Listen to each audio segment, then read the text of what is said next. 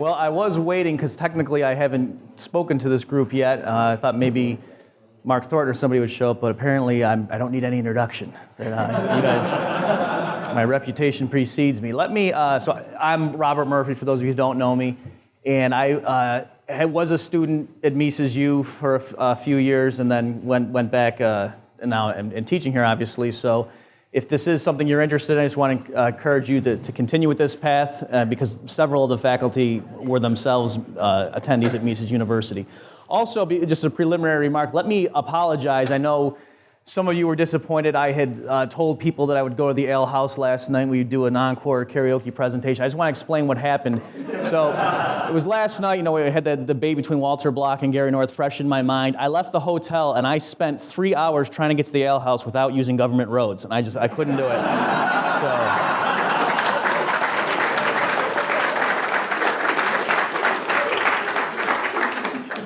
All right, so why don't we go ahead and get started here. I'll try to leave time at the end for your questions, but there's a lot of material I packed in here, so we'll see how it goes. So I'm gonna actually zip through this stuff to make sure I cover everything. Also, again, last disclaimer, I'm not gonna get too technical in this stuff, so for those of you who are like grad students in economics, some of this might seem too superficial for you, but there's a wide audience here and we don't wanna leave some people behind. So obviously, if you have questions about these things and wanna get more deeply into it, just talk to me afterward.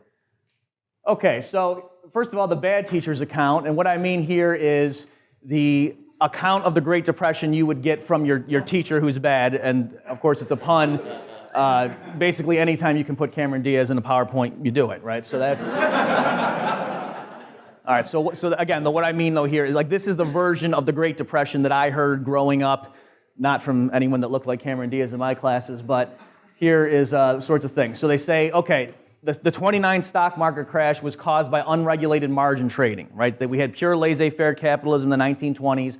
We didn't have the SEC. We didn't have all of these wise regulatory safeguards that were put in place during the New Deal, and that's why you just had this crazy wildcat free market system.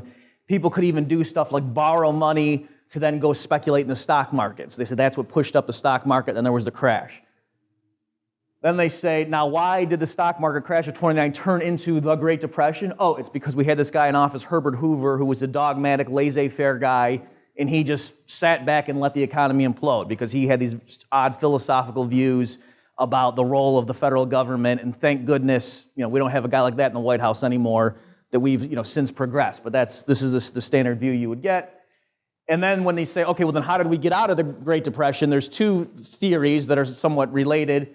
They'll say, oh, it's because FDR came in, and thank goodness, the public demanded that somebody in the White House do something. They threw out that do-nothing reactionary. Herbert Hoover brought in FDR, Franklin D. Roosevelt, and he, instituted the New Deal, and also then later on it was World War II that got us out. So some people say both of those things. Now, and also I should mention this issue of World War II, if you're talking to someone who's like a right-wing conservative, and conservative in the terms of the current American popular landscape, so people like Rush Limbaugh, that's what I mean by conservative, they might say, no, it wasn't the New Deal that got us out of the Depression, it was World War II. All right, and so those will try to deny the accolades to FDR because that's clearly, in their mind, big government interventionism, but then they'll say it wasn't big government spending, it was big government spending that did it, right?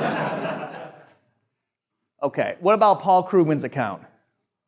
And by the way, there were plenty of Google image searches that I could have done like a real hit job on with the picture, but I decided to be a nice guy and just put up a standard picture. Okay, so he says, when Krugman talks about it, he'll do things like complain about the current governors who are cutting their budgets, and will say, have columns called 50 Herbert Hoovers, meaning if you cut spending in the midst of an economic downturn, you're just like Herbert Hoover, because that's what Hoover did in the 1932 calendar year. He tried to push through austerity measures back then. And that's true, insofar as it goes, but we'll see a little bit later that that's very misleading. Okay, and then he also points out that FDR did the same thing in 37. His advisors were very concerned about the budget deficit, the federal budget deficit, and so they tried to reduce spending and raise tax revenue, and then you had a sharp downturn in the economy, even though there had been sort of a recovery in between. All right, so Krugman's point is a good Keynesian is, look at the numbers don't lie, folks. The reason the economy was so awful in the 1930s is that you had these people get the crazy idea that you want to have a balanced budget during a downturn, when we all know Macro 101 says if you have a downturn, that's when the government ought to run deficits.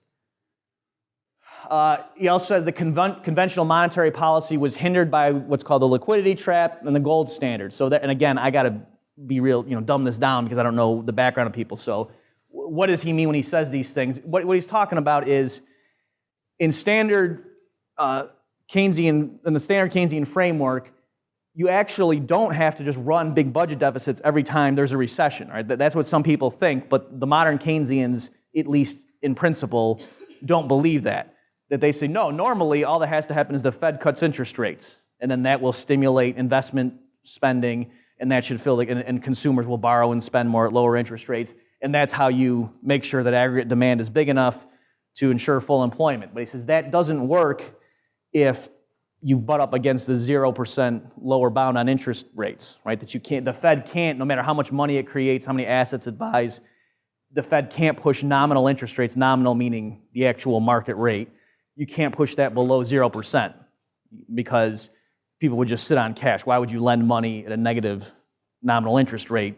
Why would I lend $100 to get 99 back next year? That's crazy. I would just sit on the 100 and do better. So the point is, if the market clearing rate, if the economy is so depressed that the market clearing rate that would ensure full employment is like negative 2%, just because the way you draw the curves, it could happen to be negative 2%, then monetary policy, at least conventional monetary policy, doesn't work because the Fed can't push lower, and that's when you have the role for the government to come in and run big deficits. All right, so that's what he thinks was true in the early 1930s and what he thinks is true right now.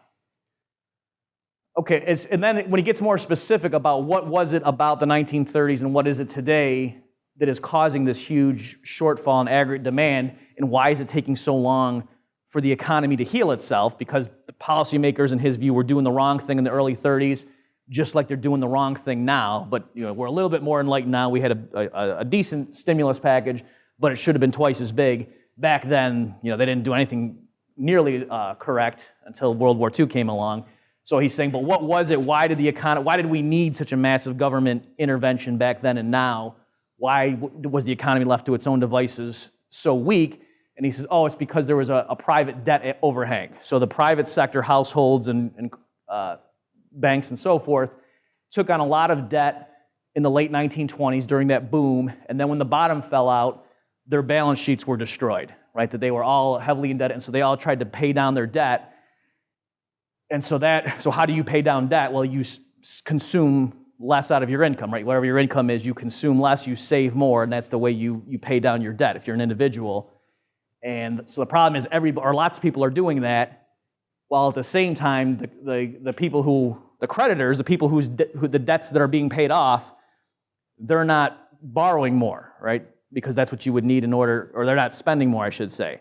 So total spending, total aggregate demand is going down from the private sector's perspective, because again, some people are heavily indebted. They're trying to fix that situation by saving more to paying down their debts, whereas the people now who are holding that debt and are being paid off, they're not going out and spending it more. They're also being cautious. So that's the problem. That's where you get this idea that right now Krugman thinks that there's too much savings going on relative to the private sector's intention to invest. So, and this ties in with this issue about the liquidity trap, that if you just think about what would it mean to say there's too much savings relative to investment opportunities.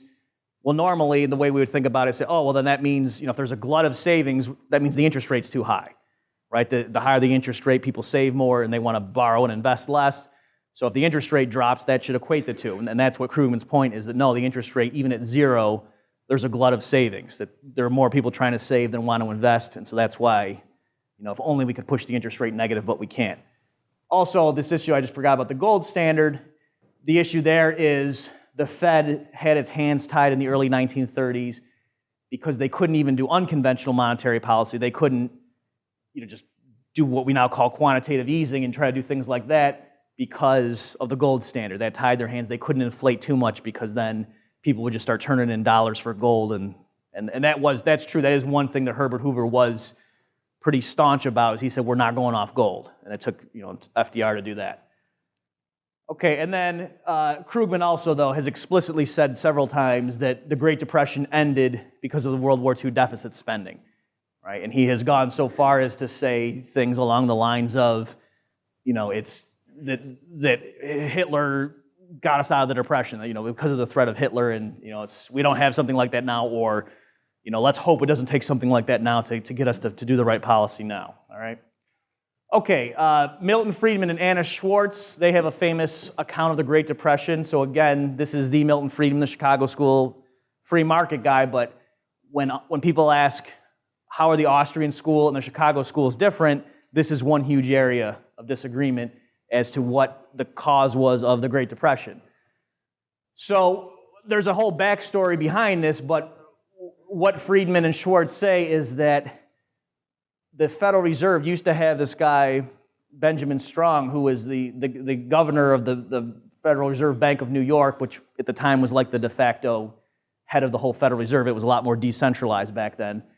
And so he was the one calling the shots, basically, and he was very good at doing the right thing. He was, in Friedman's view, was a very good modern central banker, but unfortunately, just the quirks of history, he passed away before this, and then his successors weren't up to the task. And so in the early 1930s, after this stock market crash, the Fed did not inflate enough. And specifically what happened, it's sort of a complicated story, but I'll try to give you the basics. It's not that the Federal Reserve engaged in intentionally contractionary policy. Okay, so you might hear things like the way you can hear, and this is the way I first picked it up when I was younger, and of course, as a free market person, you want to be able to point to something that the government did to screw up things during the Great Depression, right? I mean, let's just be honest. You want to be able to say, no, it wasn't the free market, it was this government policy. And so when I first heard Friedman's account, I latched onto that because, oh yeah, this is great. This is just what we need rhetorically, because Friedman was saying the quantity of money fell by 1/3 from 1929 to 1933. And so that's why you saw had all this massive price deflation, and that's what screwed everything up. And that, superficially, that makes a lot of sense, right? Oh my gosh, the Federal Reserve sucked 1/3 of the dollars out of the economy. That's crazy. Why would they do that? And of course, that's going to cause things to get screwed up. Well, we'll see later on. That's not. I no longer think that's a good explanation, and I just want to clarify for you guys. It's not that the people running the Fed intentionally destroyed dollars. What happened is the public got panicked. There were bank failures going on in the early 30s, right? People's banks were failing, and this was before FDIC. So if your bank went down, you as a depositor were like a creditor for a business that went bankrupt. And so you might get some of your money back, but you wouldn't get paid 100 cents on the dollar. It would depend on how many assets the bank had and when they went through liquidation. So when that starts happening, people panic, and if they get a sense that their own bank might be in trouble, they go to take their money out because they want to be the first one. So you had classic bank runs. And so if you understand how our monetary and banking system work, it's a fractional reserve system. So that means if I'm just making up numbers, let's say there's $1 million in cash, in green pieces of paper in the vault of a bank. Well, because of the fractional reserve system, maybe there's $10 million out there in terms of the community, what they think they have in the bank, right? When people look at their checking account balance, or nowadays what we'd say in terms of if you put your ATM card in, you see your balance, the community, all the bank's customers might think they have $10 million. And the way we compute monetary aggregates like M1 and M2, that counts. It's what you think of as your checking account balance. So now if all the people in the community rush to that bank to take their money out, and the bank gives out $1 million to the first people that show up, and then it runs out of money and says, sorry, we're out, and the bank goes under, in a sense, $9 million just disappeared, right? Because the people thought they had yesterday $10 million in that bank. They withdrew it. So when the smoke clears, there's now an extra $1 million in green cash in people's wallets, but now the rest of those $10 million in checkable deposits is just gone because that bank's bankrupt and no one's bailing it out, so that's it. Okay, so in a sense, in that experiment there, that scenario, M1 and M2 and M3 would have fallen by $9 million.